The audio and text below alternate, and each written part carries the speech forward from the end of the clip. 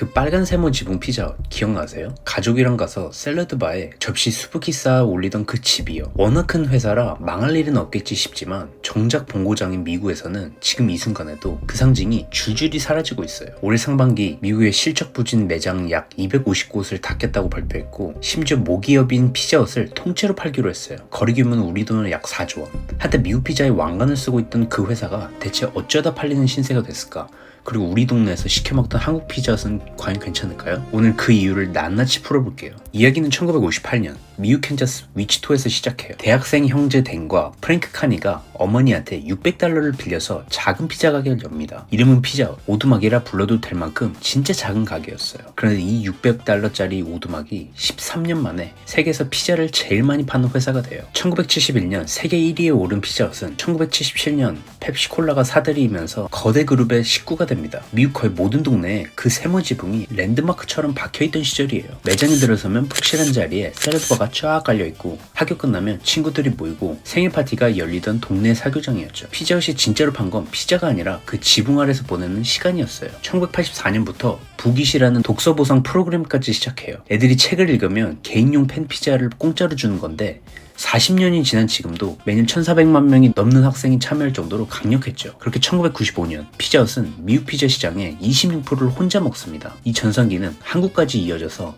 1985년 상륙한 피자헛은 우리나라에서도 오랫동안 피자 1위였어요. 이 왕자를 지키려고 피자헛은 번 돈을 전부 한 곳에 부었어요. 전국 목 좋은 자리마다 큰 레스토랑형 매장. 그 시절 규칙적으로는 완벽하게 똑똑한 선택이었습니다. 다만 모두가 자동차로 갈아타려던 길목에 제일 좋은 자리마다 최고급 마차 정류장을 지어두고 있었다는 걸 그땐 아무도 몰랐어요. 그런데 피자헛이 왕자로 올라가던 바로 그 시절, 미시간엔 전혀 다른 회사가 있었어요. 1960년 겨울, 톰 모네현이 형과 함께 $900를 대출받아 차린 작은 피자 가게 도미노예요. 이 가게가 얼마나 볼품없었냐면 8개월 만에 형이 자기 지분 절반을 중고 폭스바겐 한 대와 맞바꾸고 떠났을 정도였어요. 대신 1979년부터 손님한테 딱 하나를 약속해요. 30분 안에 피자가 안 오면 공짜. 문제는 그 30분을 지키려고 배달기사들이 목숨을 걸고 달렸다는 거예요. 신호를 무시하고 달리다 한 여성을 들이받은 사고에 법원이 $7,800만 배상 판결을 내렸고, 결국 1993년 이 보증은 사라져요. 이 소동이 보여준 건 하나예요. 도미노는 창업 때부터 매장이 아니라 배달 속도가 전부였다는 거. 피자헛이 목 좋은 자리에 매장을 한 채씩 올리는 동안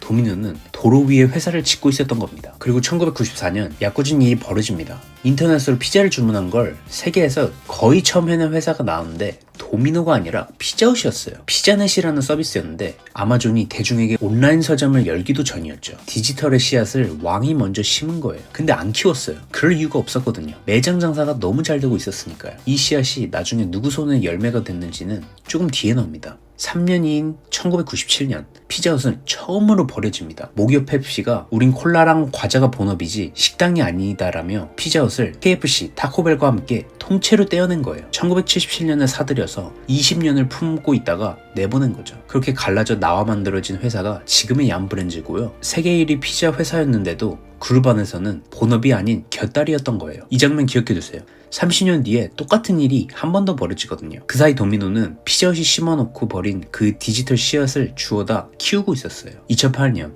피자 트래커를 만들어서 내 피자가 주문 접수됐는지, 오븐에 들어갔는지, 배달 중인지 화면으로 단계별로 보여줬는데, 지금 우리가 배달앱에서 보는 주문 추적 방식의 선구자 격이에요. EU 스마트폰 앱으로 이어졌고, 2025년 기준 도미노 미국 리테일 매출의 85% 이상이 디지털 채널에서 나옵니다. 배달과 앱이라는 미래의 열매를 먼저 심어놓고도 안 키운 왕, 대신 도전자가 다 가져간 겁니다. 이 배달 배팅의 무서움은 우리가 제일 잘 압니다. 배민과 쿠팡이츠로 안 시켜 먹던 게 이상한 배달공화국이니까요. 흥미로운 건 이렇게 앉아서 먹는 큰 매장이 흔들리는 흐름을 한국 시장에서도 일찍 그리고 뚜렷하게 겪었다는 거예요. 한때 외식의 왕이던 TGI 프라이데이는 한국 진출 33년 만에 완전히 철수했고, 빕스는 매장을 2015년 112개에서 2023년 28개로 줄였죠. 아웃백은 사모펀드 인수 뒤 매장 효율화, 고급화, 배달 확대로 살아남았고요. 이게 한국만의 얘기도 아니에요. 생일 파티의 상징이던 TGI 프라이데이스는 24년 11월 미국에서 파산하면서 한때 270개였던 매장이 100개 아래로 쪼그라들었고, 14년 한 해에만 미국에서 외식 체인 20곳이 넘게 파산했는데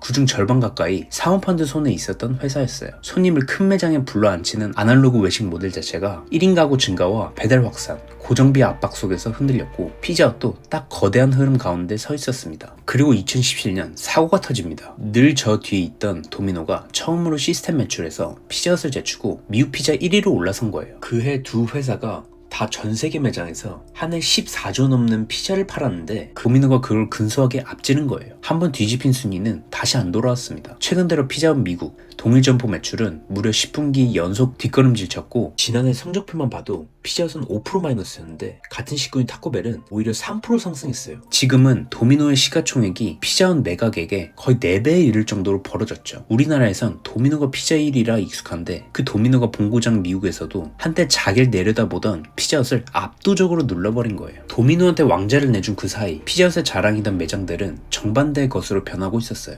2018년 미국 피자헛의 홀 매출은 전체 10%도 안 됐어요. 10명 중 9명은 매장에 안 왔는데 큰 매장과 빈 좌석은 그대로 남아있었죠. 어느 순간 머리에 쓴 영광의 왕관이 발에 채운 족쇄로 바뀐 거예요. 그럼 배달로 갈아타면 되잖아. 그게 안 됐습니다. 큰 매장은 손님이 반으로 줄어도 임대료와 관리비가 그대로거든요. 이 족쇄 사실 몇 년 앞서 다른 업종에서 먼저 벌어진 일이에요. 비디오 대여점 제왕 블록버스터는 2004년 전 세계 매장이 약 9,000개였는데 매장이 하나도 없던 넷플릭스와 달리 그 매장 고정비를 짊어진 채 온라인으로 갈아타려니 자기 매장 손님을 스스로 깎아먹은 모순에 빠졌고 결국 2010년 파산보를 신청했죠. 피자헛은 여기 하나 더 얹었어요. 지금 피자헛 매장의 99% 넘게가 본사 소유가 아니라 가맹점이에요. 그리고 2003년에 맺은 가맹점 계약은 기간이 30년이라 그 점주들은 2033년까지 발이 묶여 있는 거죠. 임대 계약과 비용이 얽힌 매장을 본사 마음대로 접거나 바꿀 수도 없었던 거예요. 사실 이건 목 좋은 자리에 비싼 월세 내고 가게를 차렸다가 손님이 배달로 빠진 우리 동네 사장님들 얘기이기도 하고요. 그 족쇄를 못 버틴 회사가 나옵니다. 2020년 미국 최대 가맹점 회사 MPC가 약 1조 원의 빚을 안고 파산보를 신청합니다. 당시 피자헛 매장 1200개 넘게 굴리던 이 회사가 파산하며 최대 300개를 닫았는데 대부분 크고 낡은 빨간 지붕 매장이었어요. 낮은 매장들은 다른 외식 회사가 7천억 원 넘는 값에 약 940개를 통째로 사갔고요. 그리고 이건 첫 번째 물결일 뿐이었습니다. 올해 두 번째 물결이 옵니다. 상반기에만 부진 매장 250곳 폐점 발표. 본사 야은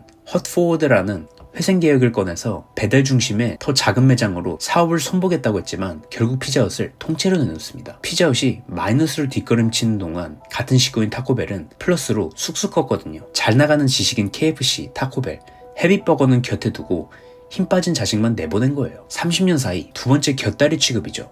매각 조건은 이렇습니다. 중국 본토를 뺀 사업은 사모펀드 롱레인지 캐피털의 약 15억 달러, 중국 본토는 얌차이나의 약 10억 달러, 합쳐서 우리 돈 약 4조 원. 사모펀드가 이걸 왜 샀을까요? 싸게 사서 체질 바뀐 뒤 비싸게 되파는 게 사모펀드의 전형적인 셈법인데 그 사람들 눈엔 피자헛은 간판값은 아직 살아있는데 매장이 헐값에 나오는 회사로 보인 거죠. 실제로 거래는 나중에 더 잘 되면 돈을 추가로 주는 조건까지 붙어 있어요. 거래는 올해 3분기에 마무리될 예정이고 얌은 이 거래로 세금 떼고도 3조 원이 넘는 현금을 손에 쥐게 돼요. 여기서 몰락의 돈 흐름을 정리해볼까요? 매장을 잃은 쪽은 가맹점이었고 현금 3조를 쥔 쪽은 본사, 헐값에 기회를 주는 쪽은 사모펀드예요. 간판이 무너진 동안에도 그 간판 위에서 돈은 계속 돌았던 거죠. 그래서 지금 미국엔 지붕만 빨갛고 아는 교회나 전당포, 중국집으로 바뀐 예전에 피자헛이던 건물이 유물처럼 남아있어요. 그 세모 지붕이 워낙 독특해서 다른 가게 들어와도 한눈에 저게 옛날에 피자헛이었네 티가 나거든요. 2008년부터 그런 건물만 찾아 사진과 지도로 모으는 사이트도 있는데 이름이 아예 used to be a Pizza Hut